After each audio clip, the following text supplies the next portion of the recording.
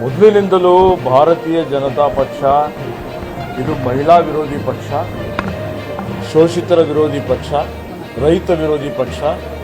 ಇದು ಒಂದು ಪಟ್ಟಭದ್ರ ಹಿತಾಸಕ್ತಿಗಳ ಬಂಡವಾಳಶಾಹಿಗಳ ಪಕ್ಷ ಅಂತೇಳಿ ಇವತ್ತಿನ ಸಿ ಟಿ ರವಿಯವರು ಶ್ರೀಮತಿ ಲಕ್ಷ್ಮೀ ಹೆಬ್ಬಾಳ್ಕರ್ ಅವರ ಬಗ್ಗೆ ಇವರು ಅವಮಾನ ಮಾಡಿ ಮಾತನಾಡಿದ್ದಾರೆ. ಇದು ಇಡೀ ಮಹಿಳಾ ಕುಲಕ್ಕೆ ಮಾಡಿದಂಥ ಒಂದು ಅವಮಾನ. ಇವತ್ತು ಬಿ ಜೆ ಪಿಗೆ ಸ್ವಲ್ಪ ಆದರೂ ಕಿಂಚಿತ್ತಾದರೂ ಮಹಿಳೆಯರ ಬಗ್ಗೆ ಗೌರವ ಇದ್ದರೆ ಸಿ ಟಿ ರವಿಯವರನ್ನು ಭಾರತೀಯ ಜನತಾ ಪಕ್ಷದಿಂದ ಉಚ್ಚಾಟನೆ ಮಾಡಬೇಕು, ಅವ್ರ ಮೇಲೆ ಕಾನೂನು ರೀತಿಯ ಕ್ರಮ ಜರುಗಿಸಬೇಕು ಅಂತೇಳಿ ಒತ್ತಾಯ ಮಾಡಿ ಸಿ ಟಿ ರವಿ ಅವರ ಹೇಳಿಕೆಯನ್ನು ತೀವ್ರವಾಗಿ ಖಂಡಿಸಿದ್ದೇನೆ. ದಾಖಲೆಗಳ ಪರಿಶೀಲನೆ ಆಗ್ತಾ ಇದೆ, ತಾವು ಒಳಗಡೆ ಹೋಗಿ ಬಂದ್ರೆ ಏನು ಈಗ ಮೇಲ್ನೋಟಕ್ಕೆ ಕಂಡು ಬಂದಿದೆ ಸರ್ ಈ ಕ್ಷಣಕ್ಕೆ?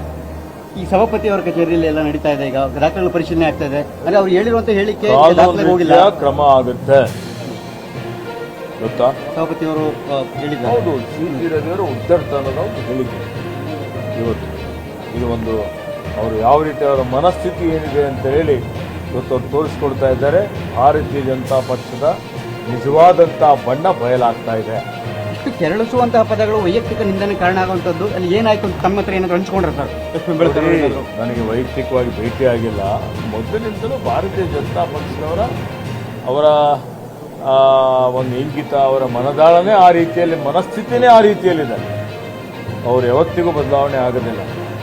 ಅವರೆಲ್ಲ ಇವತ್ತು ಮನುವಾದಿಗಳು, ಹೀಗಾಗಿ ಇಂಥ ಅವಹೇಳನಕಾರಿ ಹೇಳಿಕೆಗಳನ್ನು ಕೊಡ್ತಾ ಇದ್ದಾರೆ.